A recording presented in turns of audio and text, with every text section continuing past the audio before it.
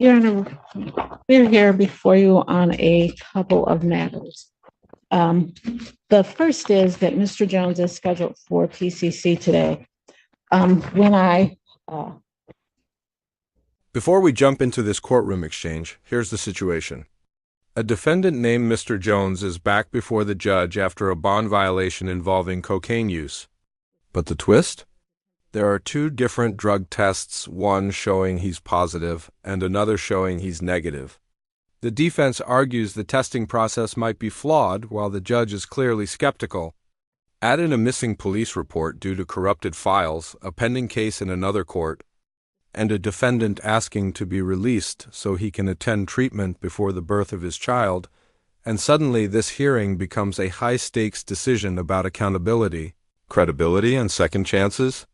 The big question is Mr. Jones a victim of inconsistent testing, or is the court seeing a pattern of violations? Let's watch how the judge handles it. went over Mr. Jones's discovery, there was some sort of corruption in the file that I had. I contacted Mr. Childers to get another copy, because I do not have a copy of the lab test results. Mr. Childers indicated that there was some sort of issue with his as well, and he is attempting to get us both new copies of the police report so that we can. At one point in time, this report worked fine because I remember reading it, but oddly enough, when this gets emailed to me, it's kind of corrupted on my end. Okay. All right.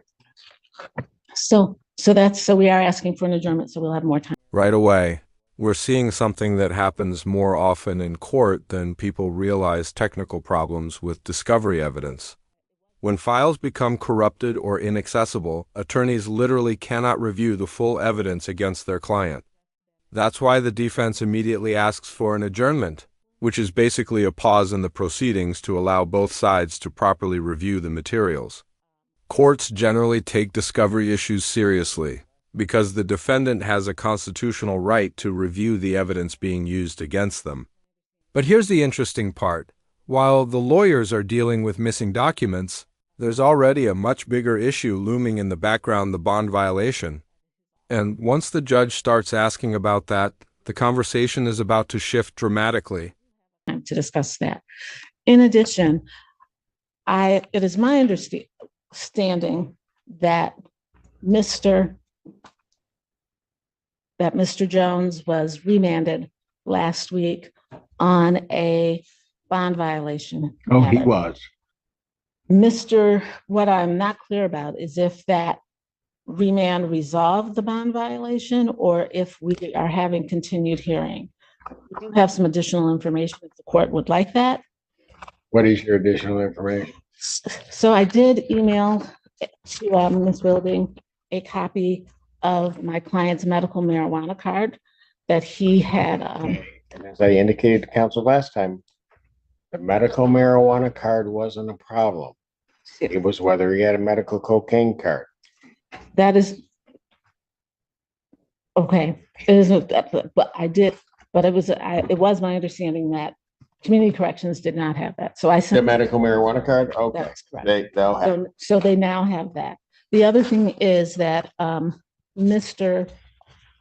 Jones is being represented by Mr. Jeff Bennett, or had been represented by his office in Lenawee County. And Jessica Kirkland of Mr. Bennett's office did contact Lenawee County. And I do have a copy here of where she received a photograph of what I believe is the most recent test that client took there in Lenawee County. And Which was what date? that would be I believe, April 11th date, but I want to. April or March 11th? I'm sorry, I said April, but I meant March. Okay.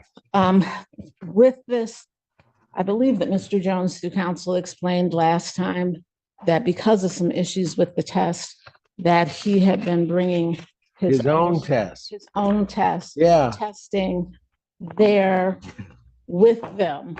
So we do have, for your honor, the two copies. I Is received that his test? it. it's a picture. I have a photograph of both his test as well as the test that whomever the agent would have taken with him at the time. Miss Kirkland apparently called Lenawee County and received from Agent Mike McCarron the photos that were in their file of the two tests. And I can. And this is the moment where the judge zeroes in on the core contradiction in the entire case. Two tests, two completely opposite results. One shows positive for cocaine, the other shows negative. From the judge's perspective, that immediately raises a credibility issue. Courts tend to give more weight to official tests administered by a facility or probation office because they follow documented procedures and chain of custody rules. A test brought in by the defendant, even if it appears legitimate, often carries less legal weight, unless it can be independently verified. That's why the judge asks the blunt question, which one do you think I'm going with? It's a subtle signal that the court is leaning heavily toward trusting the official test. But here's where things get interesting, because the defense starts suggesting the testing methods themselves might not be consistent. I provided Okay, copies to but, Mr. Childers. but hold on a second. I have Lenawee County's test that shows he's positive for cocaine. Correct. Then I have a test that he brought with him that indicates that he's negative for cocaine. That is correct. However, he Okay, did so take which the one test. do you think I'm going with? If I could say, it's my understanding from Mr. Jones that he took the test there and that it was under observation, just like the test that they had taken. Is that right? Yeah. And that they opened the packaging and all of that. So I do have that, for your honor, that shows the negative screen.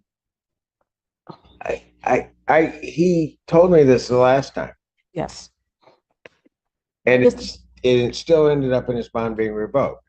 I have a test from a facility in Lenawee County. I have a test that he brought there. I guess I'm not even going to contest how it was administered. There are going to be different types of testing.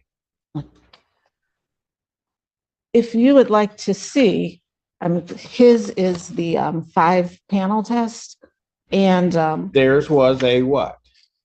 that is part of what his concern is in terms of when they're testing. It is it is a dipstick that is they only have in the urine for a short period of time, and then they place it like on a counter or something, he explained, and then they wait for the test results. So We'd where like a his hearing, we can remain, bring all of them up, or if Lenawee County wants to say their test, that they're gonna take his test as opposed to their own test, then I'll be more than happy to hear their sworn testimony as to why they're doing that. But at this time, what I've got is I have a test that indicates that he's positive for cocaine from a facility in Lenawee County. okay. I then have the defendant's test saying that he's negative. Well, at this time, Your Honor, we'd just like to address bond, if we may. Well, does he want a hearing on that issue? Because I'll be more than happy to set a hearing. No, he's indicated that he just wishes to address bond. Well,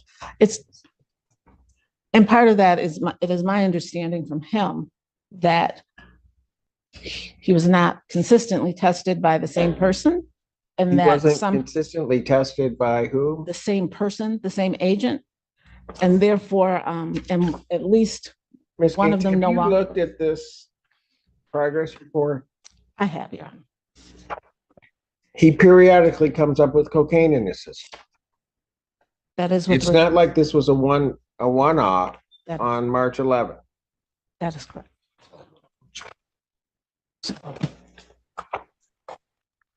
Okay, so again, at this point, he is requesting that we address the bond, and he's asking, Your Honor, to consider either a release to a treatment program, or that his original bond be reinstated, with him attending treatment in the community. He is a parent. He and his significant other reside together. They have 2 children and 1 on the way. He does have his own business that he works, so he helps support the family. And I believe that his child that is due within the next couple of weeks.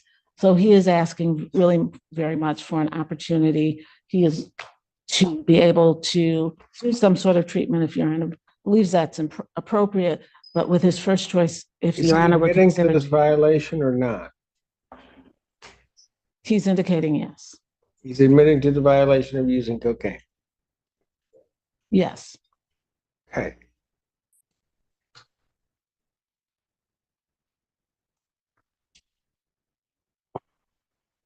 I will give him a bond. I'm not giving him a PR bond, but he wants released to treatment. Yes, sir. What kind of treatment was he in before he was taken in? What was he doing besides using? I was going to his daily reprieve. It's called Catholic Child. It's a substance abuse. It's a substance abuse treatment. There's 2 different types of treatments. Okay, Your Honor, he's indicating that he was involved with daily reprieve through Catholic Social Services, and that Was he attending it? I had to go the same day I had court. Your Honor, so let me okay, so that was what I was trying to ask you. Okay, so Your Honor, I actually have more information on that. He does have a pending matter out of 14A4, and as part of the pre-sentence things for him to do, he was to go to daily reprieve or to have an assessment for treatment. He was scheduled for that the afternoon that he was here last week. So he has a case pending out of 14-4. What kind of case is that? It is a use of substances.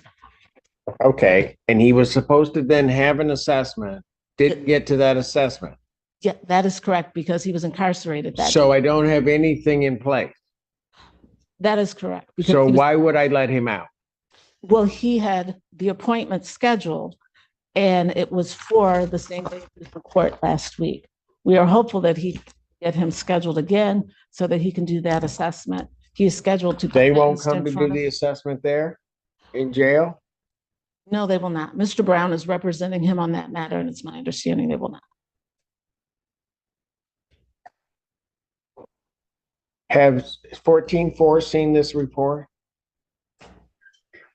Mr. with the Mr. cocaine? Jones is indicating that they have.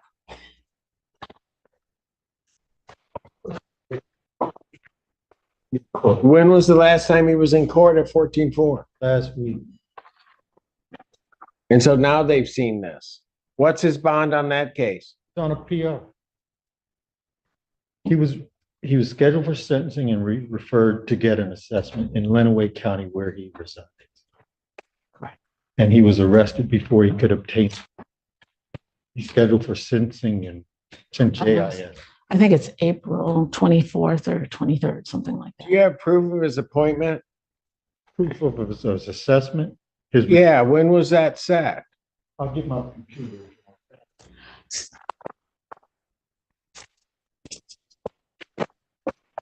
I'll pass this matter. You can take him back because my inclination is not to let him out, but I'll take a look at whatever you got.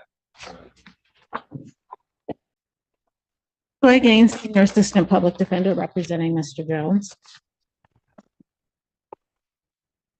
You had requested verification that Mr. Jones was scheduled for a substance abuse evaluation last week, March 14th. Mr. Jones was in fact scheduled. I was able to obtain verification showing that he had an appointment on March 14th at 12 o'clock noon. With the testing agency, or pardon me, with the assessment agency. Okay, and I see that, but and they won't see him.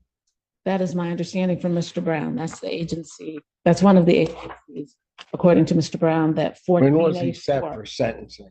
I want to say April 23rd, or was it the 22nd? April 23rd. He was, no, I know when he set this time, but when was he was gonna do the assessment, when was he set for sentencing after that assessment? 23rd. So in about a month. Defendant having admitted to the violation, I'm not gonna give him a straight PR. He'll need to set the appointment. I'll let him out prior to sentencing. I'll sentence him on that on the violation of 28 days. I'll give him credit for 21 days. So I'll serve an additional 3 weeks. He should get it out in time then to do his assessment and then properly be sentenced. So here's how this hearing ultimately plays out. The defendant admits to the bond violation, which dramatically changes the judge's options. Instead of debating whether the violation happened, the court now focuses on how to respond to it. The judge declines to grant a personal recognizance bond, meaning Mr. Jones won't simply walk out on his promise to appear in court. Instead, the judge orders a short additional jail term, about 3 more weeks, giving him time to be released before his upcoming sentencing so he can still complete the substance abuse assessment required by the other court. In other words, the judge balances accountability with opportunity, making sure there are consequences while still allowing the defendant a path toward treatment and proper sentencing. Cases like this show how complex bond decisions can be. It's rarely just about punishment. It's about managing risk, compliance, and rehabilitation. And now we want to hear from you. Do you think the judge made the right call here? Should Mr. Jones have been released directly to treatment, or was the extra jail time justified given the repeated positive tests? If you found this case as shocking and fascinating as we did, make sure to hit that like button, share your thoughts in the comments, and don't forget to subscribe for more jaw-dropping courtroom breakdowns. Before Judge Freshour. Right. Thank you.